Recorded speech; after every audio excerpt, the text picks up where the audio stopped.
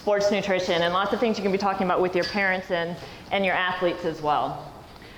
So first question a lot of times I get when an athlete comes and meets with me is, Mandy, what do I eat on game day? It's like, well, on game day, I really, my goal is that you're hydrated, you don't pass out on the court, and you don't throw up, right? Like, that's kind of my big goals. But really, when is sports nutrition important? Every day, right? Because when do we get better? We get better in practice. And if we're not fueling our body to perform at our best during practice, to train at our hardest, we're not going to reap the benefits of that practice. So guys, 5 out of 7 days is not enough. The weekends count, right? If we were on the free throw line, you made 5 out of 7 free throws, that wouldn't be good enough. Every day counts. So if you're serious, set your alarm on the weekend, you get up and you have breakfast, and then you can go back to bed if you want, but you don't miss an opportunity to fuel your body. So every day counts. You've probably heard the analogy before, but comparing sports nutrition to fueling a race car, right? If we want a race car to perform at its best, we put premium fuel into it, right? Same with our bodies. If we're putting, hot Cheetos and Takis and Big Red into our system and expecting to perform at our best, we're not, right? We're putting suboptimal fuel. And I was working with a really competitive track athlete, and he told me, but Mandy, I feel great having a sausage biscuit before I go run. I'm doing great.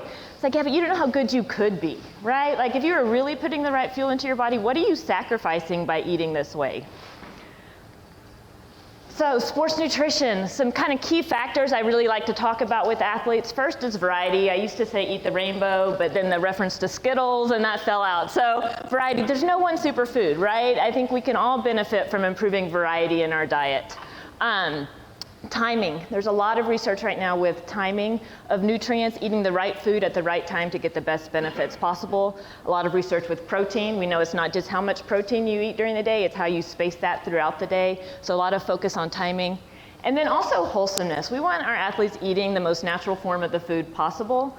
There's a lot of foods and energy bars and power bars and gels and chews and sports drinks out there which have intended purposes, and they're really beneficial when they're used for their intended purposes. But too often what I see with my athletes is that's what they're eating for breakfast, lunch, and dinner, right? And that's not the intent of those foods. So having those sports foods at the right time for the right purpose is really important, and then relying on regular food for the most part.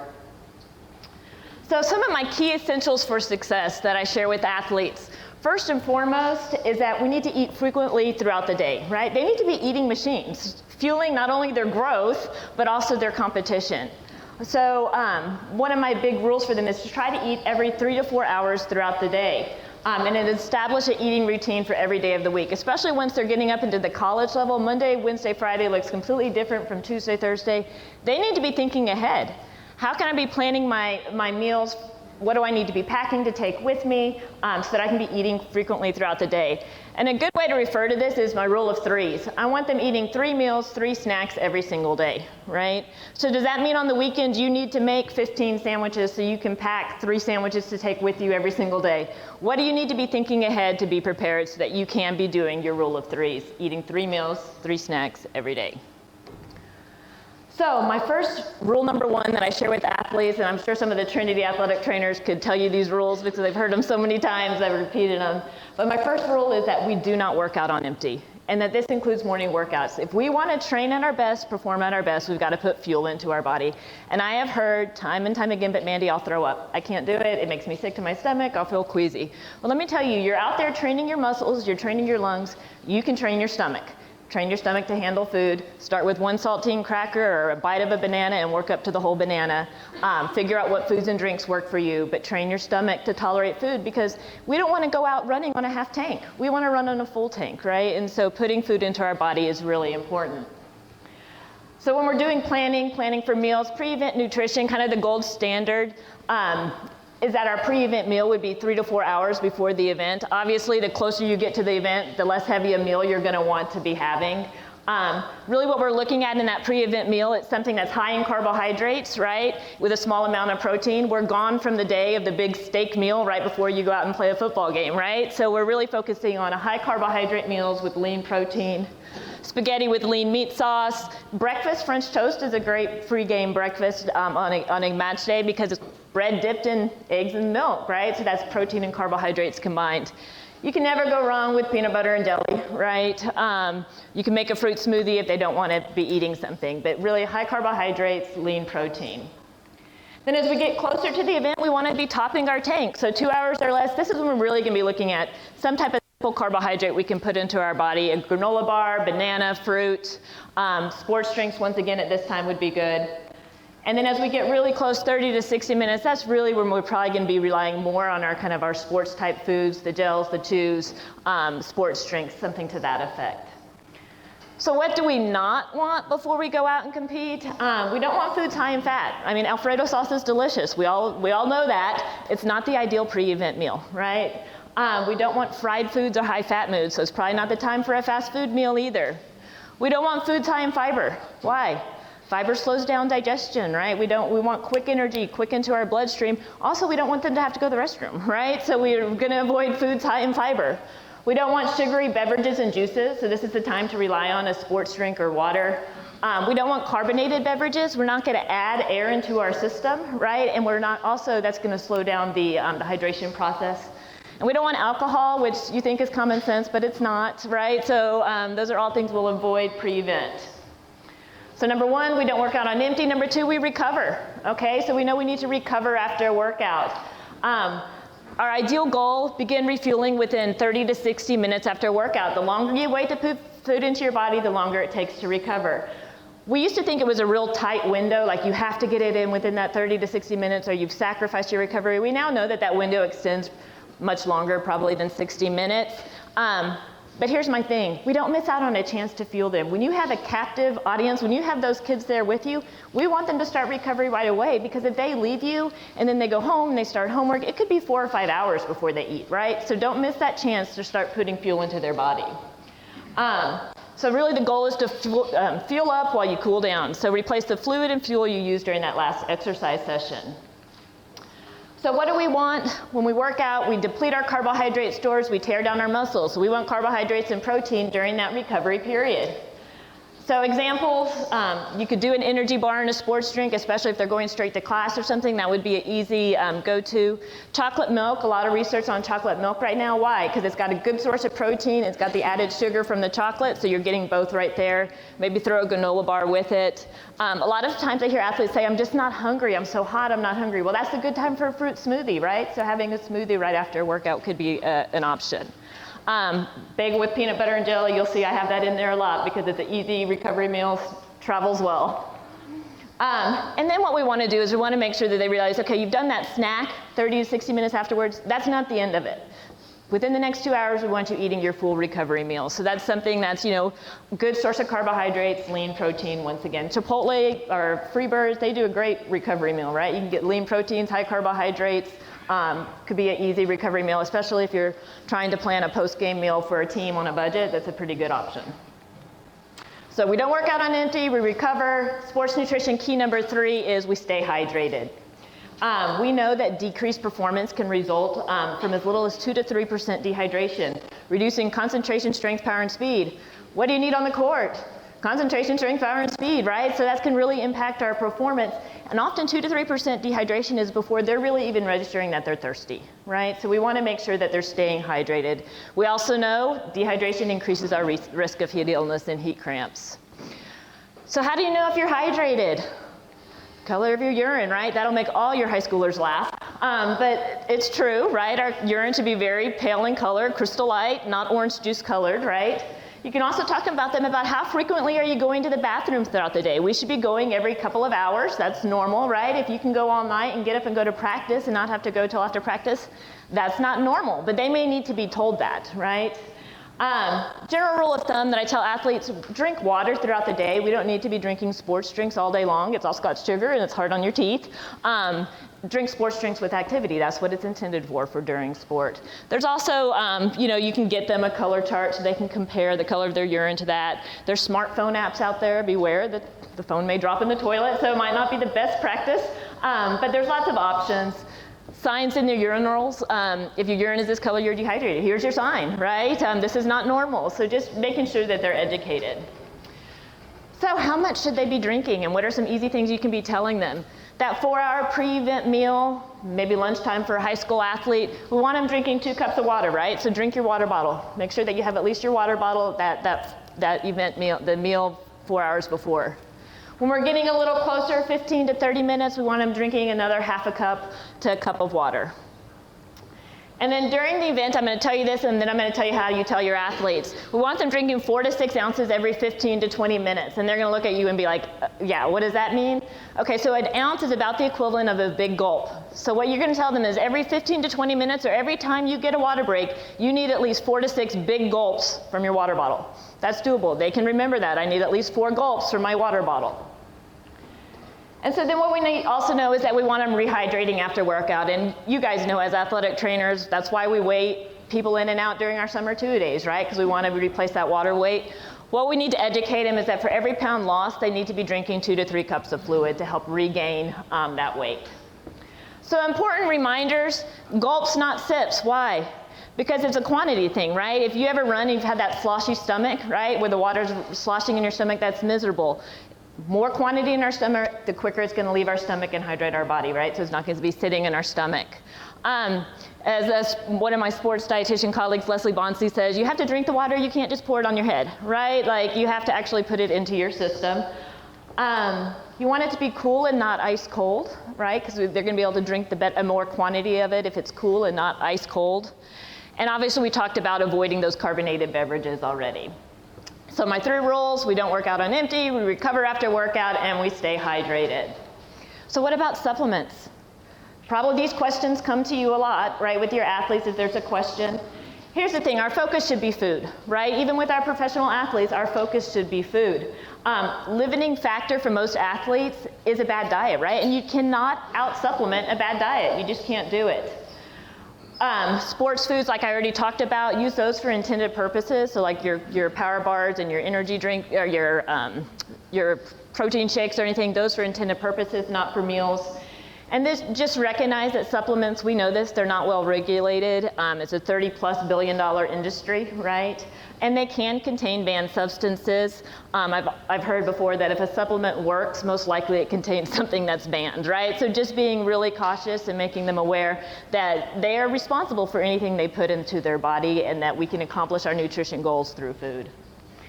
So things that you especially, I would say, are red flags on supplements if you're looking at them. Anything that claims to give you energy, boost your metabolism, or burn fat most likely has some type of stimulant in it. Anything that claims to increase testosterone probably has some type of steroid in it.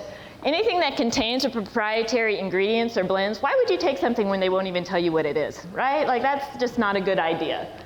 And also be very careful with pre-workout supplements, because a lot of times with pre-workout supplements, they just kind of throw everything but the kitchen sink in there, right? And so just be really careful and make sure that you know what you're taking. And what do we tell our parents? Be smart, right? Most of these are not tested on anyone under the age of 18, right? So we don't really know how they're going to impact a growing child. Ask a dietitian, ask your athletic trainer, ask your sports medicine physician, and the very least, look for third-party testing, so NSF certified for sport or similar type of third-party testing, so that at least we know that what that product says is in it is actually contained in it. So just being really smart with that. What about energy drinks? Yeah, these are all the rage, but they concern me. We know they're high in sugar and they're high in caffeine, but also they're not regulated. They're marketed as supplements, so they don't get the same scrutiny as your typical food does by the FDA. Many contain other added ingredients. You know, they have B vitamins, green tea extract, guarana, taurine, things that act as stimulants in synergy with the caffeine. And combined together, they can be dangerous. And I guarantee you, there is no test on a 16-year-old boy drinking 2 or 3 energy drinks and then going and play football in our 103 Texas heat, right? That's just dangerous, and it's a scary combination. So recommendation, if you need energy, try food. It works really well. Don't use it to provide a quick burst of energy. Let's encourage our coaches too, right? Let's not model drinking these in front of our students. And then another big thing that we can be telling our athletes and be telling our parents, because because their kids are doing this, is don't mix it with alcohol. Red Bull and vodka is really popular, right? But what we know is that caffeine masks the effects of the alcohol, and so kids don't feel as drunk as they are, and they can get dangerously drunk. So we can be telling our kids this: hey, if you are going to drink, don't choose the mixture of caffeine and the energy drinks and alcohol. So what about alcohol? Did y'all talk to your kids about this? Probably reality, we probably should be, right? So what we know, it interferes with the recovery process, right? And they say that 5 drinks can delay recovery up to 72 hours, right? Most times during a sport, you don't have 72 hours to recover. So carbohydrates, we metabolize them in our liver, right? Same thing with alcohol. So if we put poison into our body, which alcohol is, our livers can be busy metabolizing those carbohydrates, not restoring the glycogen that we need. Also, it inhibits protein synthesis, so that's it inhibits growth hormone and mTOR, which is a protein or a enzyme involved with protein synthesis. So it interferes with our recovery. It's a diuretic. The more you drink, the more you lose, right? Which is contradictory to our goals for replacing fluids. It's a depressant. Slows reaction time, decreases strength, power, and speed out there on the court, and then also increases, it inhibits or is negative on our body composition. I've never had an athlete come to me and tell me and ask me, Mandy, how do I increase abdominal fat, right? That's just not our goal, but we know that ethanol is stored in our body as fat, so it's not a beneficial thing on body composition. So if you're looking for some good, easy guides, the United States Olympic Committee has these on their website. They're free to download, but really what it is it's looking at an athlete's plate, kind of based off that My Plate model. And what it shows you is that how an athlete's diet should change based on their training, right? So on an easy day, about half of our plate is color, right? Fruits and vegetables, and a quarter of our plate is whole grains, and then a quarter of our plate is protein. So look what happens when you go to a moderate training day. The color on our plate goes down, what goes up? Carbohydrates, what stays the same? The protein, right? When we're going to a really hard training day, what we're seeing is that half of our plate becomes carbohydrates because that's the gas that makes us go. Vegetables go down to a quarter of our plate and protein stays the same. Athletes a lot of times have trouble knowing how much they should eat because their schedules change so much. These plates are really handy. It gives them a mind's eye of like, how should I be fluctuating my diet? Big thing we're gonna be changing is the amount of carbohydrates that we eat on those days. So because you're athletic trainers, I feel like I should really hit on at least some immune health while we're in here because we know nutrition can have an impact on that. Really, first and foremost, we want to make sure that athletes are consuming adequate calories and also adequate protein, especially during that recovery period so that we are supporting the needs of our body. Secondly, we want to be staying hydrated, right? We know that the first line of defense is the saliva in our mouth against providing that immunological barrier, so making sure that we're staying hydrated. Using herbs and spices. So we know there's a lot of research right now on the anti-inflammatory benefits of a lot of herbs and spices. Garlic, turmeric, ginger, cinnamon, rosemary, curcumin. There's just a ton of spices out there. So using spices with your cooking. Omega-3 fatty acids, eating a fatty fish, 4 ounces twice a week. Lots of benefits from omega-3s with regards to inflammation. Focusing on fruits and vegetables. The more color, the better, right? We could all probably benefit from doing that, increasing the variety of fruits and vegetables in our diets. Vitamin D, making sure most athletes we find a lot of athletes are deficient in vitamin D, right? Because even if they are outdoors, they're wearing sunscreen, right? So they're not getting that vitamin D in. Plus, it's kind of hard to get in the diet without taking in just a lot of fortified foods. So making sure that they are consuming enough vitamin D because we know that's important for immune health. Tart cherry juice is another great option for athletes, high in anti-inflammatory properties. It also has a natural source of melatonin, so it can help with regulating sleep, so that's a great option. And then gut health. Really, we know like 70% of our immune function comes from a healthy gut, right? So taking in probiotics, eating a well-balanced diet with a lot of variety, whole grains, fruits, vegetables, fiber, to maintain gut health. What about eating out? I get a lot of questions related to eating out. I get a lot of texts, Mandy, I'm at this restaurant, what should I get, right? Sometimes it just comes down to making the best of the worst choices, right? So let me give you some ideas and thoughts on what are some of those best choices. General guidelines, choose restaurants that offer healthy choices when possible. Sometimes at a Wingstop, it's hard to just find a great choice, so let's choose healthier choices whenever possible. Get it on a bun. What's the number one nutrient our athletes need for gas? they need carbohydrates, right? So get it on a bun. One of my football linebackers introduced me to the quadruple burger. He said, oh, Mandy, it's not on the menu. You just order the double-double. It's like, okay, well, from no longer can you order a quadruple burger. You may order 4 hamburgers because now you have 8 slices of bread, right? And if you're that hungry, I'd rather you do that than order a stack of 4 patties with cheese, okay? So get it on a bun. Add health wherever you can. You know, whole wheat bread, Whataburger, Chick-fil-A. You know, these restaurants offer whole wheat. You just have to ask for it. So get it on wheat when you can. Choose those healthy side options, apple slices, side salads, baked chips, parfaits, and drink water, milk, or 100% juice with the meal rather than a soda. And then avoid supersizing. We eat every meal like it's our last, right? Like you can have a healthy snack as soon as you get to the car if you're hungry. We don't need to supersize it. So these are all things we can be sharing with our athletes and with our parents so that they can be making sure that our athletes are getting the best choices at whatever location they go to. And so just some really quick hot topics that I get asked a lot. What about eating to build and maintain muscle mass? We have these guys in high school, they want to put on some weight, they want to put on muscle. What do we need to do? So big thing, that rule of 3 is really important. Eating frequently throughout the day, train yourself to eat a big breakfast and then meals as you go, right? So we're not missing any opportunities to eat. Eating machine, eat on schedule. Prepare meals and snacks on weekends for the week, so planning ahead. Do you need to pack sandwiches ahead of time so that you can grab those in the morning so you're not trying to do it then? Really try that structured eating plan, eating breakfast on the weekends like we already talked about. Other tips for gaining weight, end the day with a large evening snack before bedtime. That 30 to 60 minutes before bed, something that's got a good source of protein, high carbohydrates, that's an optimal time to be putting something into your body to try to help yourself gain weight. Drink drinks with calories at mealtime, and not sodas, but do 100% whole juice or whole milk. Eat your meal, then drink so you don't fill up on the drink, but that's an easy way to add in 600 calories during the day, just adding some calories with the beverages that you consume.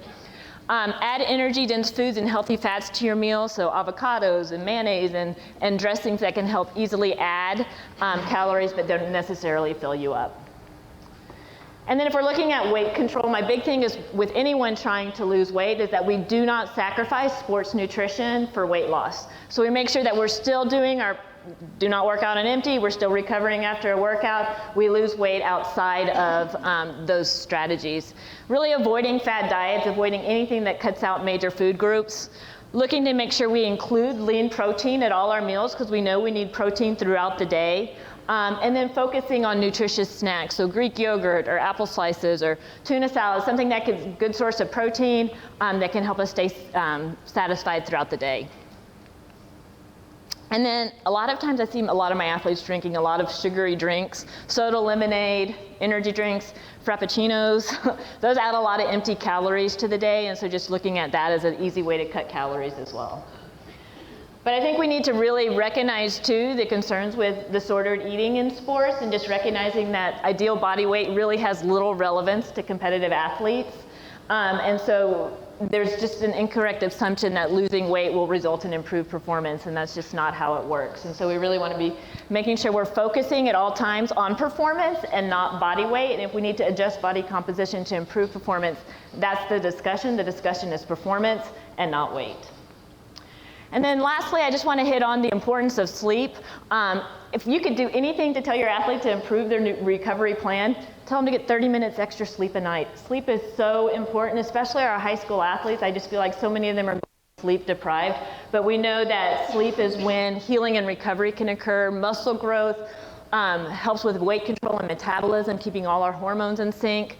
It's also when we consolidate all our memories from the day. It's when learning takes place. And we also know it has an impact on mental health, right? Stress and anxiety, depression and mood.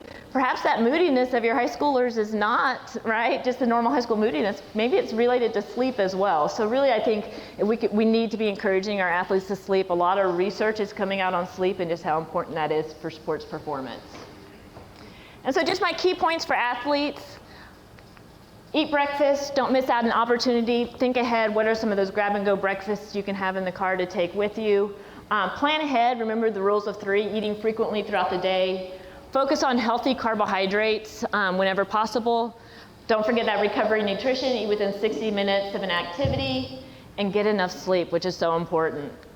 So some great resources I just wanted to share with you if you're looking for information to download, and you'll have this in the PowerPoint. The SCAN, which is our Sports Cardiovascular and Dietetic Practice Group, has great downloadable resources, handouts. So does the Collegiate and Professional Sports Dietetic Association. I already shared the USOC has those great athlete plates. Gatorade Sports Science Institute as well. Some easy to read books, Sports Nutrition, a handbook, that's more for professionals, but it's got great go-to relevant information. If you want something an easy read, Nancy Clark's Sports Nutrition Guidebook is phenomenal. It has a great list of recipes in the back. And then if you're like me and you're really into podcasts, there's some great sports nutrition podcasts out there. We Do Science, Vive Nutrition Radio, and then Fit for a Queen, which is focused on female athletes. So all some good resources out there. And so then just kind of some lessons learned. A lot of times with sports nutrition, it's nutrition common sense. Did you eat breakfast, right? Are we getting enough sleep? Are we snacking throughout the day? But those are important reminders, especially for our high school athletes, that we need to be eating. We need to be thinking about what we're eating. We need to be thinking about what we're putting in our body. Expect the unexpected, right? I had an athlete ask me if eggs were good. Yeah, eggs are great. Why do you ask? He said, well, how many can I eat in a day? I said, well, how many are you eating? 18. Okay, well then that's a problem, right? Like, so expect the unexpected, ask questions, always ask questions, don't just assume anything. Be creative and find solutions. Work as a team, right? So bring in a sports dietitian when you have questions. And then keep learning. I mean, the sports nutrition is evolving so rapidly, and so I just think it's important that as professionals working in an athletic field, we all keep learning continually and be ready to share information on the latest hot topics. So the sky's the limit. Make sure you have the Nutrition Foundation to get there. Here's my contact information. Do we have time for questions? Go for it. Does anybody have any questions you wanted to ask? I'll be around the rest of the conference if there are any questions that come up. Okay. Well, good.